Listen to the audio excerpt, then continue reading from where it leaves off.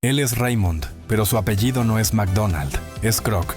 Y curiosamente, su nombre no aparece en ningún cartel de hamburguesas, pero fue él quien convirtió una hamburguesería en una máquina de hacer millones.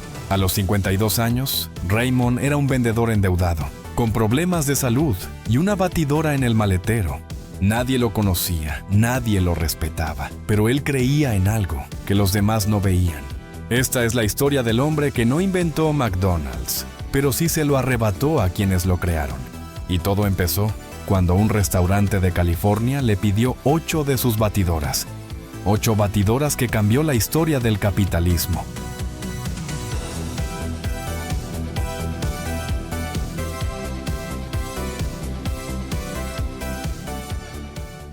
En 1954, Kroc tenía 52 años. Vivía en Illinois y llevaba más de una década vendiendo una máquina llamada Multimixer, una batidora industrial capaz de preparar 5 batidos al mismo tiempo. Era el distribuidor exclusivo en Estados Unidos. Y aunque el producto había tenido cierta acogida años atrás, las ventas estaban cayendo, la industria estaba cambiando y su negocio estaba en declive. Kroc no era un desconocido para el trabajo duro. A lo largo de su vida había ejercido distintos oficios. Tocó el piano en bares, vendió vasos de papel, trabajó como agente inmobiliario y fue locutor de radio. Había probado muchas cosas, pero nunca había encontrado ese punto de estabilidad o éxito que había estado buscando desde joven. Su situación personal tampoco era buena. Tenía problemas de salud. Le habían extirpado la vesícula y la tiroides, sufría de diabetes y comenzaba a notar los efectos de la artritis. Y a pesar de todos los años de esfuerzo, seguía sin haber alcanzado su objetivo: construir algo grande. Económicamente, tampoco estaba en su mejor momento. Su empresa no generaba suficientes ingresos y más adelante tendría que hipotecar su casa para seguir adelante con su proyecto. En ese contexto, Kroc recibió un pedido fuera de lo común. Un restaurante en California había solicitado 8 multimixers. Para él, fue sorprendente. Muy pocos locales compraban más de una o dos. 8 era inusual. Quiso comprobarlo personalmente. Viajó hasta San Bernardino, al sur de California. Allí encontró un pequeño restaurante con un cartel que decía simplemente McDonald's. Era un local modesto, sin camareros, sin platos, sin mesas completas. Solo una ventanilla, una cocina expuesta y un flujo constante de clientes que recibían su pedido en segundos. Kroc observó con atención. Lo que había frente a él no era un restaurante tradicional, era un sistema. Los empleados trabajaban como en una línea de montaje. Cada uno tenía una tarea específica. No se cocinaba a demanda. Todo estaba estandarizado, optimizado, reducido al mínimo esencial. Hamburguesas, patatas y bebidas. Nada más. Aquel sistema tenía un nombre: Speedy Service System, y había sido creado por los propietarios del local, Richard y Maurice McDonald. Los hermanos no eran chefs, eran operadores prácticos. Habían rediseñado su restaurante tras años de prueba y error, eliminando todo lo innecesario. Buscaban eficiencia, velocidad y consistencia, y lo habían conseguido. Kroc entendió algo que otros quizá no habrían visto. Aquello no era solo una cocina eficiente, era una fórmula que podía replicarse. Una idea que podía funcionar en más sitios, en más ciudades, en más estados. Ese día, Kroc no propuso nada. Solo observó, escuchó, preguntó. Pero dentro de él, algo se activó. Sabía que eso podía ser el comienzo de algo más grande.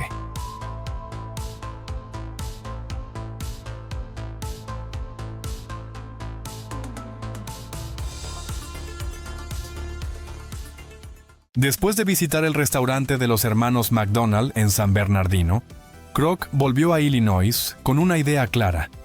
Ese modelo no podía quedarse en un solo lugar. Durante la visita, había conocido a Richard y Maurice McDonald. Eran 2 empresarios meticulosos, orgullosos de su sistema de cocina rápida, al que llamaban el Speedy Service System. Su objetivo no era conquistar el país. Querían mantener el control, garantizar la calidad y evitar complicaciones. Tenían un restaurante que funcionaba y no estaban buscando crecer a gran escala. Pero Kroc pensaba distinto. Entendía el valor del sistema, no solo como negocio local, sino como estructura repetible. Veía una oportunidad de franquiciar, de replicar el modelo ciudad tras ciudad. Años vendiendo batidoras le habían enseñado a detectar un patrón cuando lo veía, y este era evidente. Se ofreció para encargarse de la expansión. En 1954, Kroc firmó un acuerdo con los hermanos. Se le permitía abrir nuevas franquicias de McDonald's y operar como agente de expansión. A cambio, los hermanos se quedaban con el control del concepto original y recibían un 0,5% de las ventas brutas de cada local. No era un contrato fácil. Kroc tenía que asumir los costes, el riesgo y además trabajar dentro de los límites que marcaban los McDonald's. Pero aceptó. Para financiar su primera franquicia, hipotecó su casa. El primer restaurante bajo su gestión abrió en 1955, en Des Plaines, Illinois. No era espectacular, era funcional. Tenía los arcos dorados, el sistema rápido y el menú limitado. Pero más allá de eso, tenía algo nuevo. Una forma distinta de pensar la expansión. Hasta ese momento, la mayoría de cadenas otorgaban franquicias por territorios completos. Kroc lo hizo diferente. Estableció contratos individuales, uno por local. Así podía mantener un mayor control, garantizar que se siguieran los estándares y asegurarse de que cada franquiciado cumpliera con lo acordado. Era un sistema más exigente, pero también más sólido. Kroc se rodeó de un equipo reducido pero comprometido. Entre ellos, una contadora llamada June Martino que con el tiempo sería una figura clave en la organización. También empezó a trabajar con ejecutivos que compartían su visión a largo plazo. Pero no todo iba bien. Los hermanos McDonald seguían siendo conservadores. No querían cambios, no aprobaban todas las decisiones de Kroc ni su ritmo. Preferían un crecimiento lento, seguro. Kroc, en cambio, ya pensaba en expansión nacional. Esta diferencia de enfoque generó tensión desde el principio. Además, el margen de beneficio por cada hamburguesa era bajo. Kroc pronto se dio cuenta de que el negocio, tal como estaba, no generaría suficiente para sostener su plan a largo plazo. La solución llegaría pronto, pero todavía no. Por ahora, Ray Kroc estaba solo, con deudas, sin un control real sobre la marca, pero con algo más importante, un sistema aprobado, un contrato firmado, y la convicción de que aquello era el comienzo de algo mucho más grande.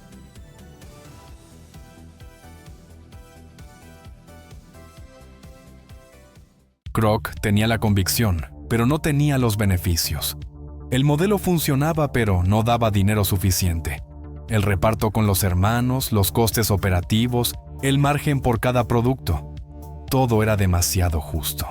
Fue entonces cuando empezó a pensar de otra forma. En vez de mirar las hamburguesas, miró lo que había debajo, el suelo. En 1956 fundó una nueva empresa. No era parte oficial de McDonald's. Se llamaba Franchise Realty Corporation. La idea era simple: comprar el terreno donde se construiría cada restaurante y luego alquilarlo al franquiciado. Así, cada vez que alguien quería abrir un McDonald's, no solo pagaba por el derecho a usar la marca, también le pagaba un alquiler mensual a una empresa que Ray controlaba completamente. Esto le daba ingresos estables, independencia operativa y, sobre todo, poder. El control ya no dependía de la marca, estaba en el contrato de arrendamiento. Y mientras los restaurantes crecían en número, los hermanos McDonald seguían en su local original. No estaban del todo al tanto de lo que Kroc estaba construyendo alrededor. La diferencia entre ellos no era solo de ritmo, era de visión. Kroc ya no pensaba en hamburguesas, pensaba en expansión, en control, en escala. Y mientras el negocio se volvía más rentable, la relación con los hermanos McDonald se volvía cada vez más tensa. Kroc quería más locales, más inversión, más visibilidad. Los hermanos querían mantener las cosas como estaban. Les preocupaba perder el control del producto, la calidad y la esencia del negocio. Apenas hablaban directamente. La comunicación era cada vez más difícil. Pero el mayor obstáculo no era la comunicación, era el contrato. Kroc no tenía los derechos sobre el nombre McDonald's. No podía tomar decisiones sin consultarlos. Y cada nuevo paso que intentaba dar, encontraba resistencia. Durante un tiempo, aguantó.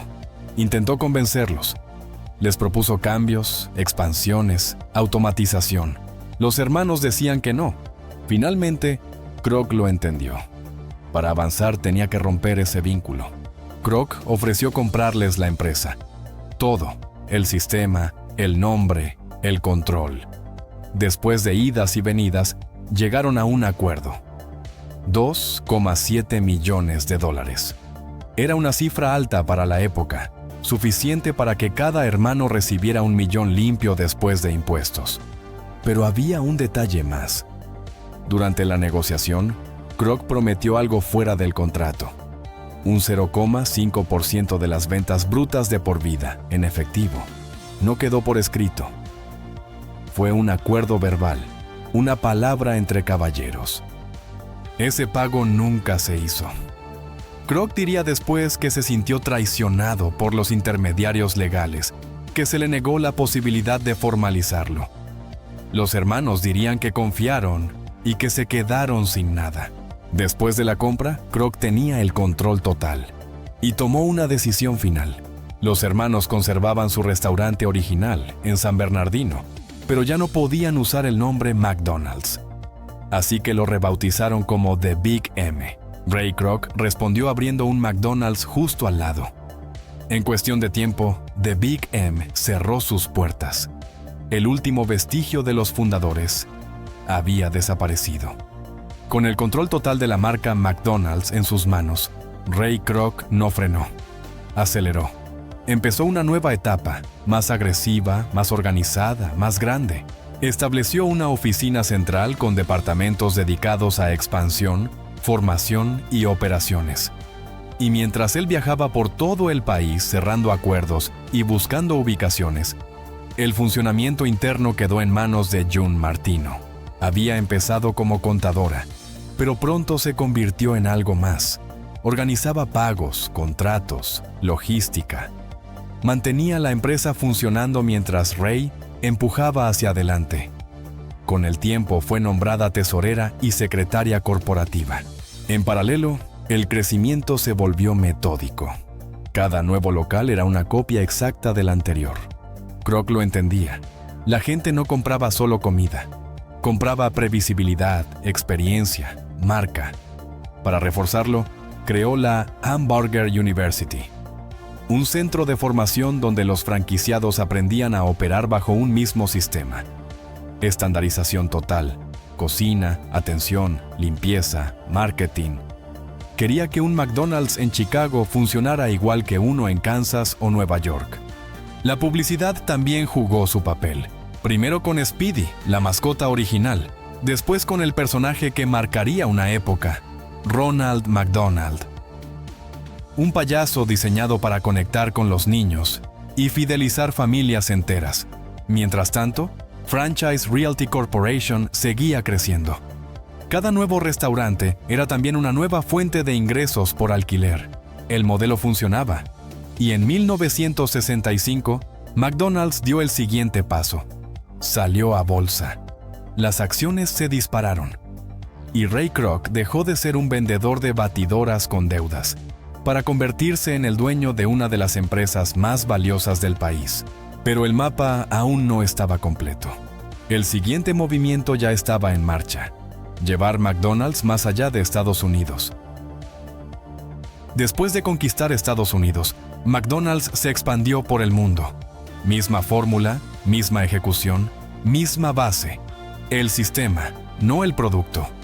Ray Kroc murió en 1984. Pero el modelo que construyó sigue funcionando, más de medio siglo después. Y esta historia, aunque hable de hamburguesas, no va de comida, va de cómo se construyen negocios exitosos, ¿Y qué papel juega la visión, el control y la ejecución en todo eso? Los hermanos McDonald tuvieron la idea, pero no supieron convertirla en algo más grande. Ray Kroc sí. No porque fuera más creativo, sino porque entendió cómo convertir un proceso en un sistema y cómo hacer que ese sistema funcione sin él. Tener una buena idea no es suficiente.